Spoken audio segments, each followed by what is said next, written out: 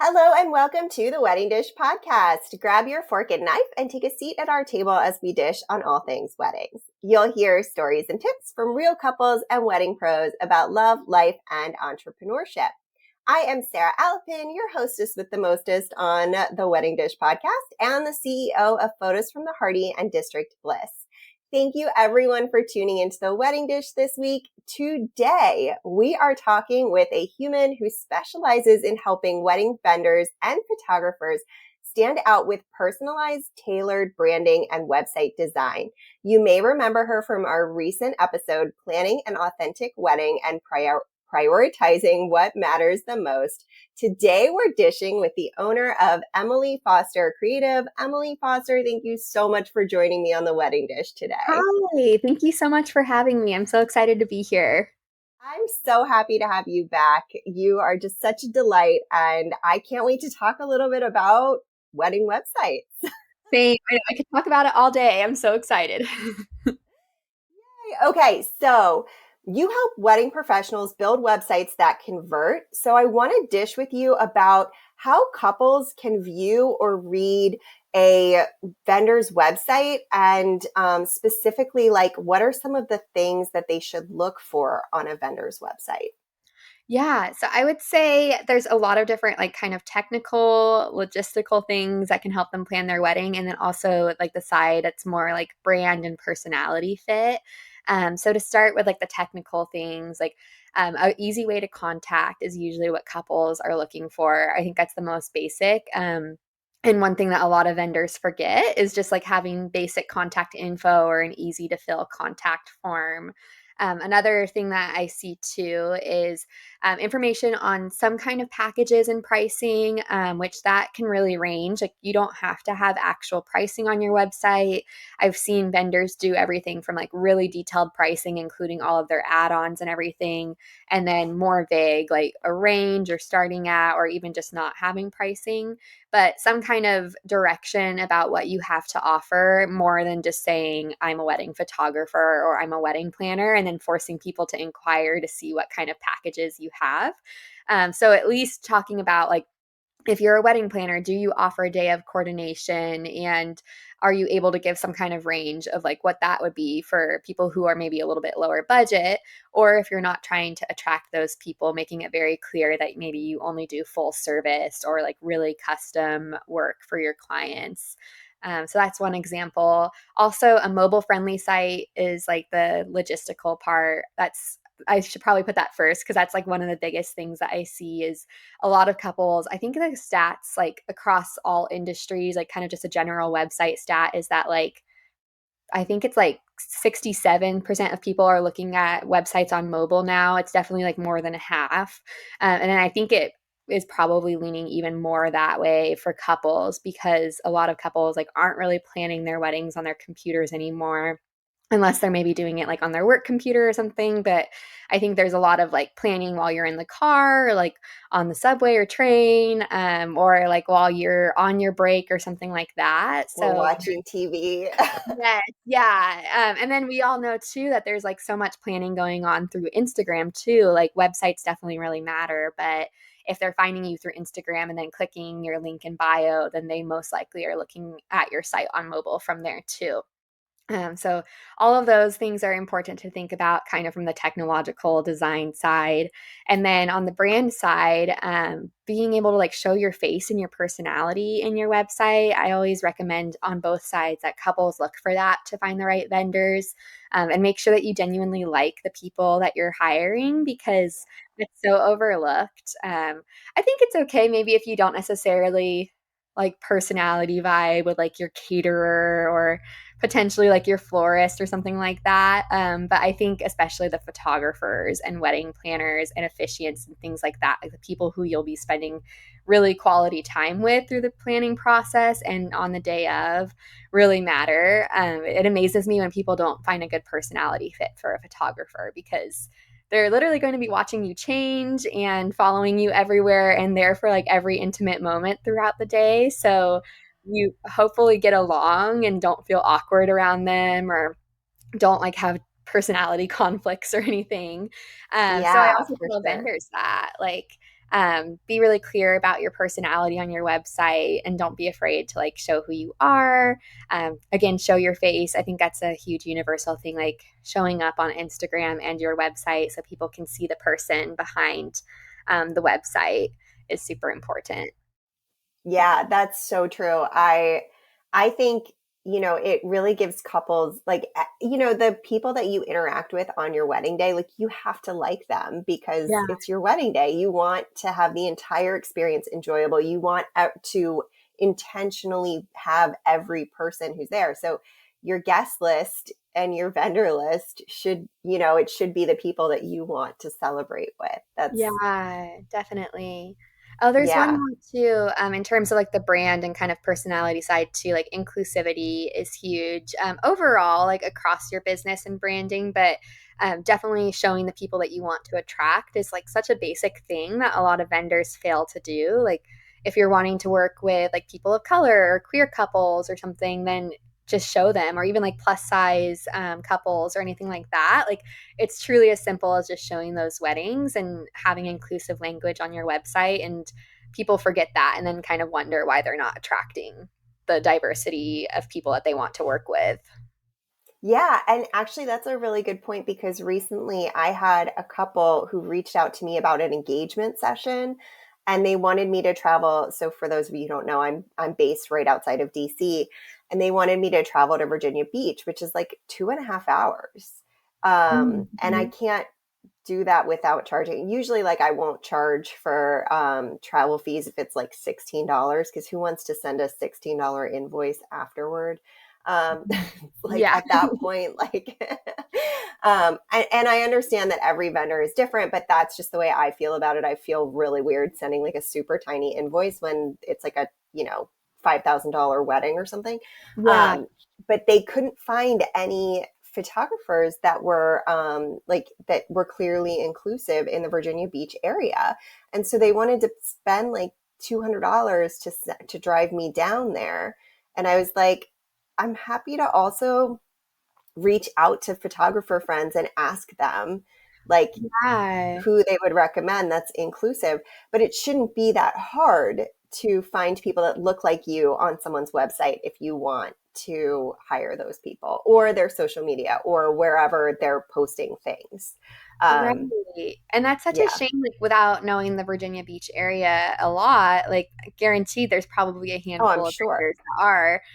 So they have really good SEO opportunities there. Maybe someone will hear this. Maybe someone will hear this and then go like add that kind of language to their website. Yes, like add that to your website or like showcase your couples that you want to attract. Yeah, Yeah. make it easy. Like I think wedding planning should be super easy and fun. So keep it easy. Yeah, and Um, also like being a wedding vendor should be super easy and fun. It is business, I get that, and I am in the same boat being like a brand and web designer where I think you go into it thinking it's going to be all glamour and then like things are hard, but booking clients should be fun. Like we have such an opportunity as like creative business owners to have a lot of fun with our websites. We don't have to be like super serious like a dentist or a lawyer or something.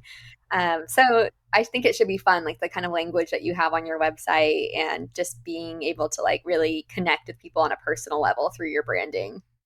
yeah, I love that. So on the opposite side, what are some red flags that tell couples they should steer clear of a specific wedding vendor? I would say bad reviews is probably an obvious one, which obviously most smart people aren't going to put bad reviews on their website. But keeping an eye on your Google business profile and what reviews are showing up there, as well as like your Facebook. We definitely refrained from reaching out to some people based on reviews. And surprisingly, it was actually also related to like inclusivity, like reading about a couple of venues that we were looking into that had turned away like queer couples.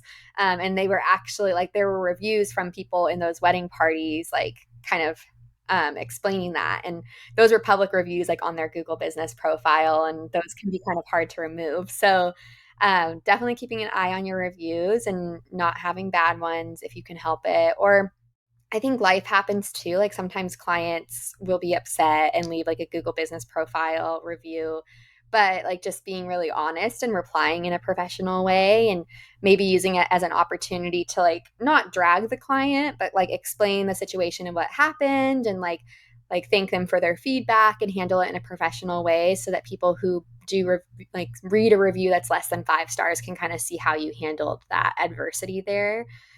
So yeah, bad reviews, no easy way to contact. Like not having your email or phone number be linkable or clickable is a huge one that I see, because a lot of people don't have the patience to copy and paste your phone number into their phone, which is a small thing. Ooh. But Especially on mobile, which yeah, I had not thought about. yeah. And then contact forms. It's hard to get the contact form right, but not having a super long one. I think a red flag is a super long form where you're really making the couple commit by just filling out this book of a form before they even really know your pricing or your availability. So making that easier is a good tip. Not having a mobile friendly site or not having a modern site too, which I think those go hand in hand when you see like old sites that look like maybe they were built in 2007, and so it's not mobile friendly at all. That's a huge red flag. And I think one of the reasons it's a red flag, like I'm partly biased because I'm a web designer, so I might notice that more than some couples, but especially with like the Gen Z and millennial generations, like the generations that are tending to get married right now, like that's just a really basic thing that we expect, just like a social media presence. So, not having a social media presence is a red flag, whether you like it or not. But having an Instagram and a Facebook at least is usually pretty expected. Otherwise, it looks like maybe you're not taking your business seriously, like as harsh as that sounds. And then not having a really solid follow up process, too. Like, I would recommend having a CRM and having an autoresponder so that as soon as couples reach out, they get some kind of response from you, even if it's like a pre programmed robot response. But if they have to wait like 12 plus hours to hear from you, then you've probably lost them as an inquiry, unfortunately. Yeah, that makes total sense. Yeah, and also like as a couple, I don't want to wait that long either. Yeah, yeah, and it is like I think it's very rare that a vendor is getting reached out to like just as one. Like I think usually couples are reaching out to at least like three different options at the same time. Like when you kind of look at a wedding planner book or like the phases of wedding planning, it's usually like, okay, now we need to book a florist. So let's look at some of the options that our planner gave us, and let's look at some on Google and some on Instagram, and we'll reach out to like seven. And then whoever responds first is going to actually get a sales call opportunity, and then maybe they'll only get on a sales call with 2 to 3 options, and then from there pick usually the best like budget or personality fit. Yeah, totally. I so agree. Okay, what are some commonly overlooked web pages on the website that couples should definitely pay attention to? Definitely the contact page. Oh, so that couples should pay attention to. I was thinking like vendors to like redesign. I would say the about page, getting to know your vendor, kind of back to what we were talking about of like how to pick a vendor that's a good fit. And then also like a services page. Sometimes there's really good FAQs on that section, and um, I think that's a tip for vendors is add FAQs, but then a tip for couples is actually read the FAQs because vendors do put in a lot of work in those. And sometimes a lot of questions can get answered, especially for like some of the more complicated wedding businesses like venues and catering, when there's like kind of a lot of different factors at play to like book the right vendor. Looking at the FAQs can be really good so that you can actually understand like what the head count minimum is, or like what kind of rules the venue has, and you might be able to make your decision just based off of reading the FAQs. So I would say Yeah. those two. And then if there are reviews, typically for my own vendor clients, I don't recommend having like a dedicated reviews page, because I think a lot of times couples don't spend the time to like read an entire page of reviews. But maybe if they do have a reviews page, go and read those. And then if there's some like sprinkled throughout the rest of the pages, pay attention to those and see what the experience was like for past clients. That's I Agree. I think getting those, it can just really help you get a sense of the personality on the about page. And you get a sense of like if they've put the energy and effort into building that out too. Yeah. So I think that's another good point. Um, what final advice do you have for couples who are looking at potential wedding vendors' websites and really trying to decide if they should reach out to that person or not? I would say, yeah, so the FAQs and reviews definitely looking into their personality more. So again, like the about page, maybe reading like why they care about what they do. Um, Also looking at their portfolio. I should have mentioned that. That's like obviously really essential, especially for more of like the visual vendors, like florists and photographers and planners. Like making sure that you like the work that they do, and that you understand like the quality and the style that you're going to be getting when you invest. And then even like don't be afraid to do some stalking, like do some Facebook and Instagram stalking to see if like their work process and values and things like that align with yours. And then be comfortable with reaching out to. I think that there's this pressure that you shouldn't reach out unless you're like ready to book, which from a business owner standpoint, I get can be frustrating if you're spending time on sales calls. But I also think that the right vendor will spend the time with clients to make sure that you're a good personality fit.